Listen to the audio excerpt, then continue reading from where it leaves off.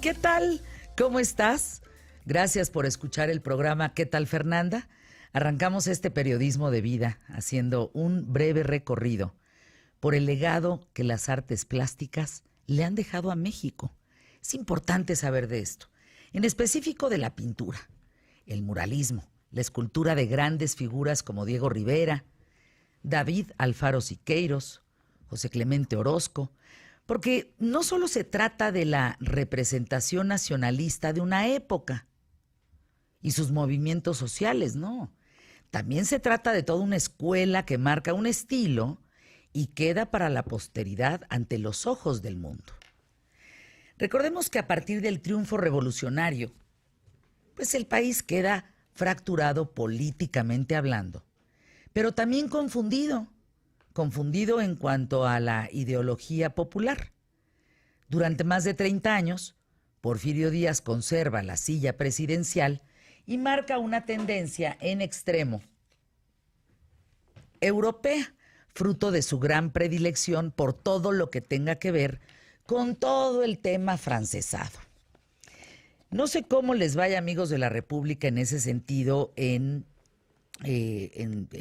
su ciudad, pero por ejemplo, en la Ciudad de México, en la zona de Polanco, el estilo de las casas completamente afrancesado.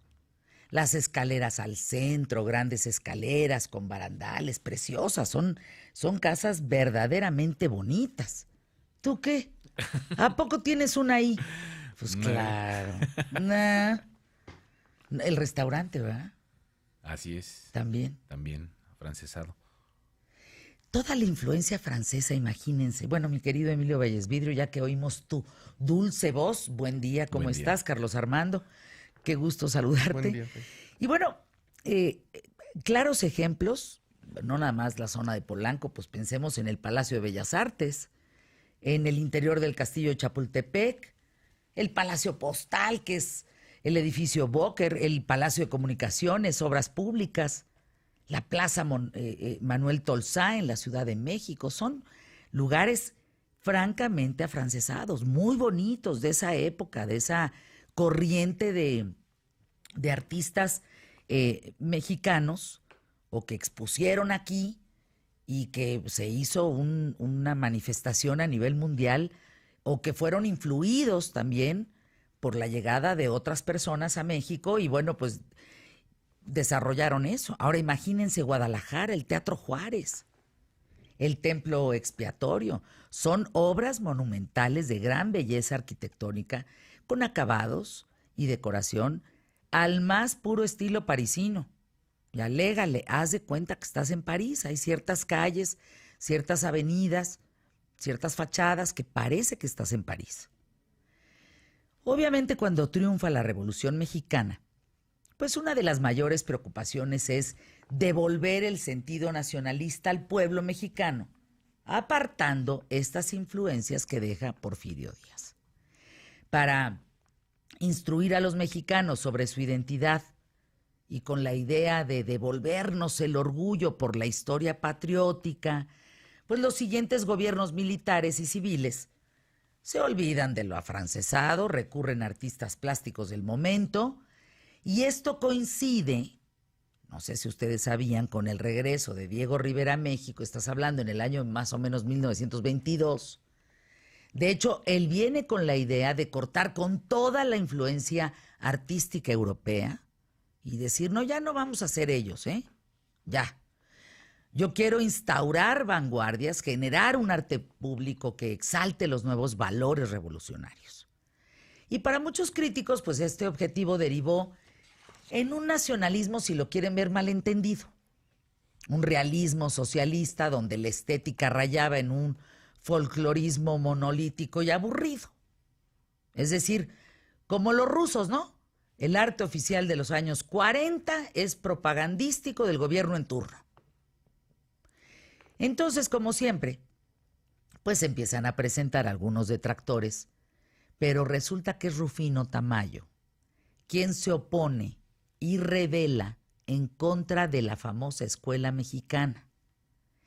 Decide no seguirla ni vivir bajo su sombra y se autoexilia en Nueva York. Esto es bien importante en la vida plástica de México, ¿eh? Y en los murales y en todo el arte mexicano.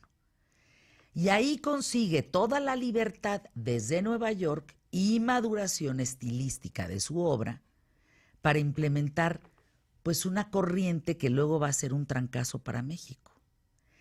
Tamayo deja Nueva York después de haberse explayado libremente y de encontrarse, regresa a México y presenta su cuadro Músicas Dormidas. Véanlo, van a entender muy bien de lo que estoy hablando. Por lo cual Diego Rivera, en lugar de enfurruñarse, acepta esa corriente, por decirlo así, lo reconoce a Tamayo con estas Músicas Dormidas como el futuro de la escuela mexicana, igual que a otro señor que se llama Juan Soriano. Y entonces Diego, en lugar de ser egoísta o pensar que solo lo suyo o pensar que solamente vamos con las manifestaciones del gobierno en la plástica y en el muralismo y demás, en las artes plásticas, en escultura y todo esto, pues dice, no, yo los acepto y este es el futuro de la escuela mexicana. Luego resulta que la Segunda Guerra Mundial provoca la migración de artistas que influyen en el arte en México. Oigan, llega Matías Geritz, imagínense, quien se da a conocer por su obra escultórica de carácter geométrico. Cómo se empiezan a ayudar entre todos, a influir unos con otros. Después vienen críticos e historiadores que a lo largo de la historia de México, pues en realidad no se ponen de acuerdo quiénes son los famosos miembros legítimos de este movimiento de ruptura.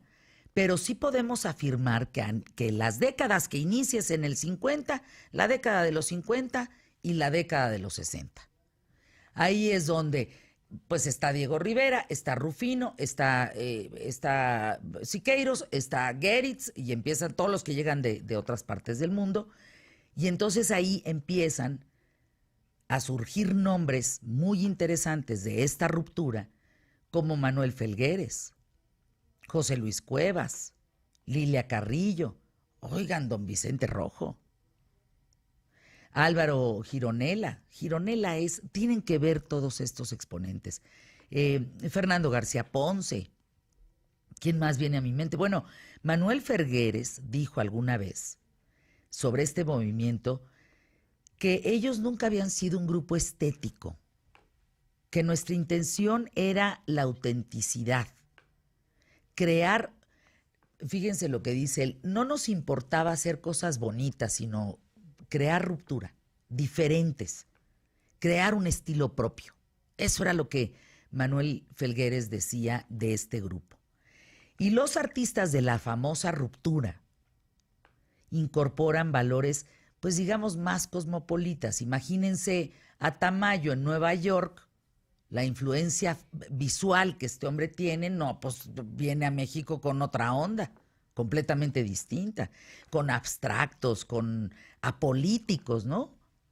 Nos olvidamos del estandarte y al grito de guerra, y nos olvidamos de todo esto. Y resulta que buscan pues crecer las temáticas en general de la inspiración, del arte, de los monumentos, en fin, y crear ese estilo particular. Se trata, el movimiento de la ruptura, que no es un movimiento, esto que es bien importante, no es un movimiento que es organizado, ni se reúnen, ni se ponen de acuerdo, nada.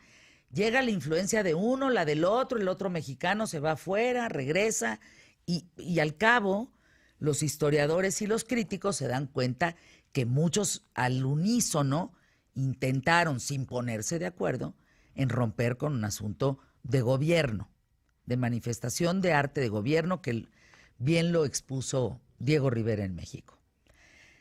Resulta que todos incorporan este nombre de ruptura porque es una manera espontánea, pero resulta que se los da una mujer una crítica de arte, que ella les dice los artistas de ruptura, que se llama Teresa del Conde, porque inicia con esto un nuevo pensamiento artístico en México.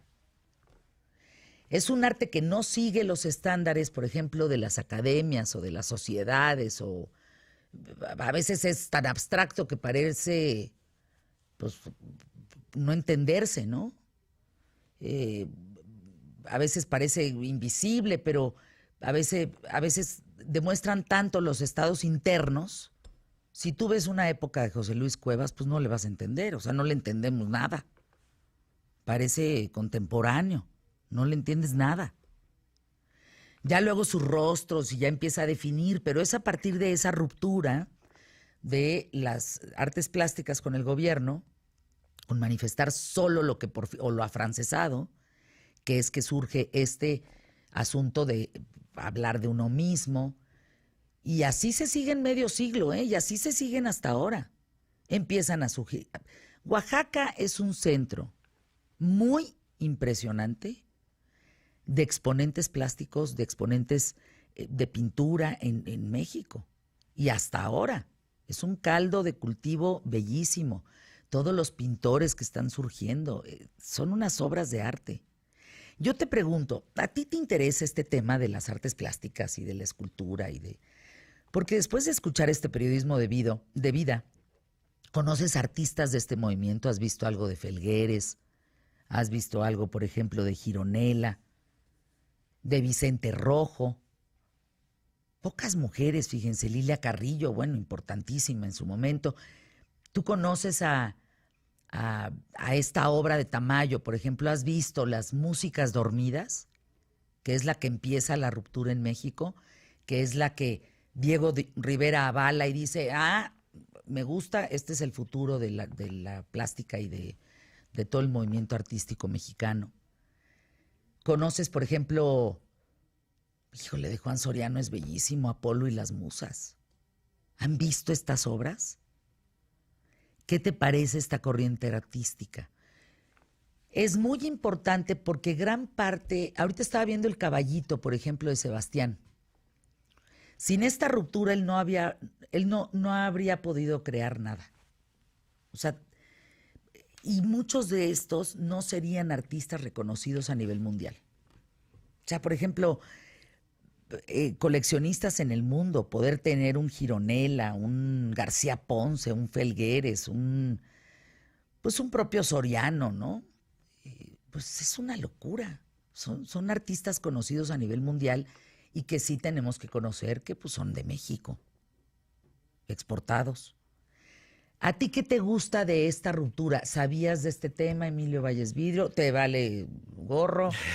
¿Te interesa, no te interesa? Fíjate que no sabía del movimiento, de la ruptura. ¿De cómo se había dado? De cómo se había dado. Sí sabía bueno, sí notas, por ejemplo, la diferencia cuando se hace este parteaguas, esta ruptura del estilo muy marcado de lo que se tenía, precisamente de lo que hablabas anteriormente, y de cómo entra este arte abstracto ya después con todos estos artistas que rompen con la estética, que hablan de este asunto de creatividad, de creaciones muy en cuanto a las formas, en cuanto a los colores, darle mucha fuerza.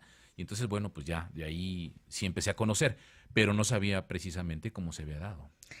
Ahora, sí dicen los críticos y los historiadores que si Diego Rivera no hubiera aceptado Las Músicas Dormidas de 1950 de Tamayo, no se habría podido generar en México este movimiento. Si tú ves Las Músicas Dormidas de Rufino Tamayo, te darás cuenta que nada tiene que ver ni con los murales, ni con las expresiones artísticas de un gobierno. Acuérdate que se llevan a Diego Rivera a Nueva York también a hacer murales que tengan que ver con un tema de gobierno. Eso era y tú ves esto y es un deleite. Es muy atrevido. Es el siglo mexicano. Es bien bonito, bien bonito. Tiene de todo un poco. Tiene influencia porque él se va a Nueva York y ahí vienen pues todo el inicio del siglo pasado, donde muchos artistas no solo viven en Nueva York, sino todas las obras del siglo antepasado se están vendiendo en Nueva York. Entonces, pues, Perdón, Músicas Dormidas tiene como una referencia de Dalí, ¿no? De su primera etapa. tiene una referencia de Dalí, tiene una referencia en colores, por ejemplo, de Van Gogh, en textura, pues son obras muy importantes que tenemos que conocer. Es el siglo mexicano. Y si te fijas de esa obra de la música dormida, Rufino Tamayo encuentra la tendencia de los rostros, los colores, las texturas, que después lo vuelven un Rufino Tamayo en el mercado, que es valiosísimo un Tamayo. Sí, carísimo. ¿De esto vamos a hablar? De esto vamos a hablar precisamente de uno de los también integrantes de este movimiento de la ruptura, el del maestro Luis López Loza, que tiene una exposición que se llama Las constelaciones de la forma,